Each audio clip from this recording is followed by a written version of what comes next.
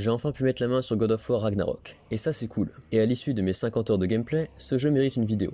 Celle-ci peut spoiler certains détails de l'univers ou de l'histoire, mais n'en dévoile aucunement les rebondissements, ni même les moments forts.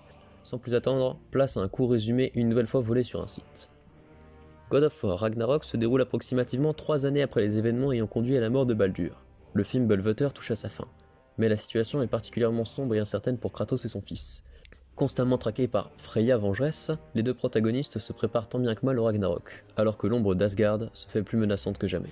Dans cette partie analyse, on va commencer par évoquer le scénario. Les relations entre les personnages sont beaucoup plus approfondies que dans le précédent, et certains personnages ont un rôle plus important, comme par exemple la relation entre Brok et Sindri, qui sont frères et qui cachent un lourd secret. De même, un parallèle et un lien va se nouer entre Atreus et Sindri, les deux plus doutes de leur duo, et Brok et Kratos, qui sont quant à eux les plus abrupts.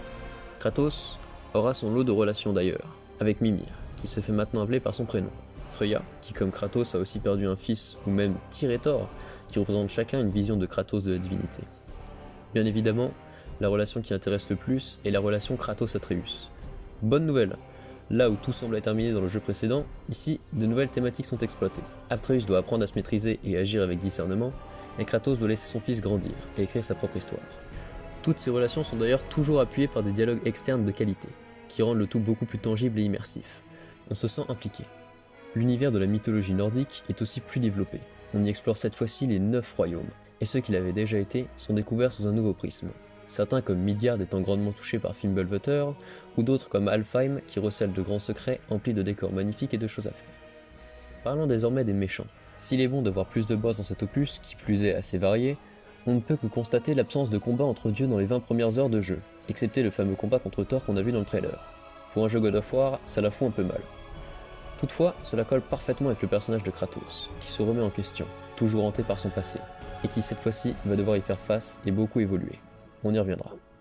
Pour continuer sur les antagonistes, il y a Odin, qui pendant tout le jeu reste calme, impassible, et qui joue le mastermind à la Palpatine, en mode il prévoit tout. De même, Thor est également beaucoup développé autour de la thématique de la famille, et il se remet en question au contact de Kratos et Atreus. Toutefois, une grande déception. Odin, qui semblait avoir un grand plan et toujours avoir un coup d'avance, n'avait au final que l'espoir de voir ses ambitions se réaliser, et son omniscience ne lui a pas permis de voir une ruse d'un jeune gamin impétueux. Thor, quant à lui, a un développement intéressant, mais à la fin oublie tout et revient à celui qu'il était au début du jeu. Quant à Kratos, il nous procure la même déception qu'Odin. Pendant plusieurs heures, on nous balance une prophétie annonçant la mort de Kratos, qui d'ailleurs sera loin d'être sa première. Même les Norns, qui savent tout de l'avenir et qui nous le montrent, sont catégoriques. Cependant, à la fin, tout ceci est oublié. La prophétie n'était même pas mal interprétée, seulement fausse. Le grand défaut de narration de ce jeu, c'est que l'on remarque facilement les préparations et que l'on s'attend souvent au paiement.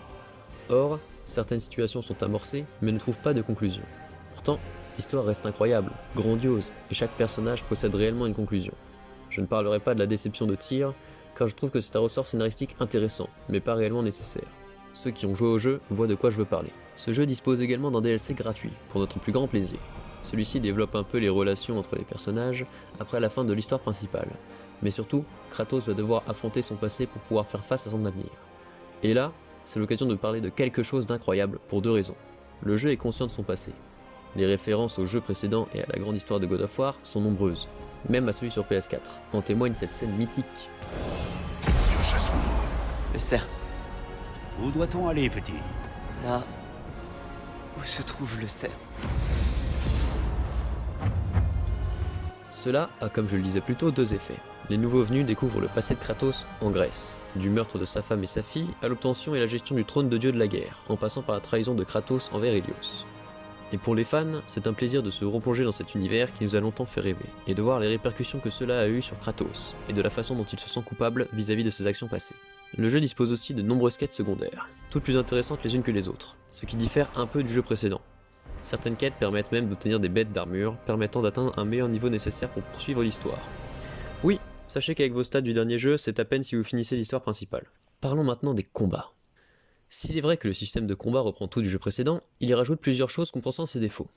Tout d'abord, il est bon de rappeler que les combats sont épiques et très satisfaisants. Le bestiaire est un peu plus diversifié que dans le précédent, et quelques finish moves ont été rajoutés.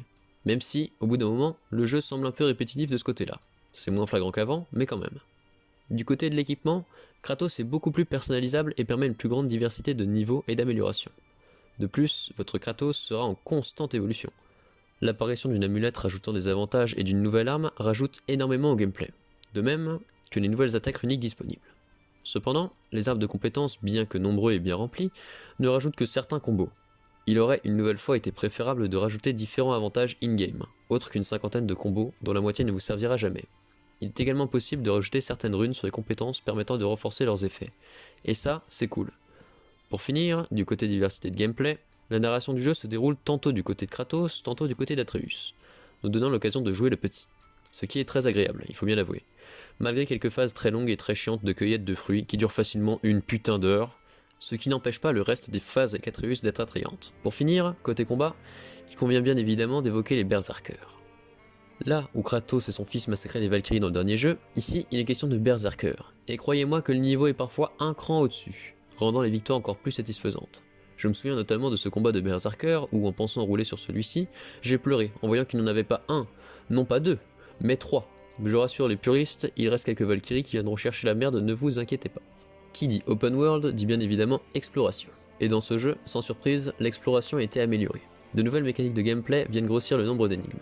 Kratos utilise les lames du chaos dans ce jeu pour se déplacer, ce qui évite quelques phases d'escalade chiantes, et ça crée des phases très stylées de Spider Kratos. Quant aux collectibles et autres activités annexes, elles sont toutes très intéressantes, et ne nuisent pas au gameplay. Ce qui est une bonne chose, car les maps sont bien plus remplies que dans le dernier opus. Il va vous falloir passer plusieurs heures à Alfheim, Svartalfheim ou encore Vanheim, en plus de Midgard, si vous voulez profiter au maximum de tout ce que le jeu peut vous offrir. Sans aucune surprise, la direction artistique de ce jeu est excellente. Merci une nouvelle fois Santa Monica Studio. Les musiques sont toujours au top, d'ailleurs je vous invite à en écouter en playlist quand vous faites quelque chose à côté. Le jeu des acteurs est toujours impeccable.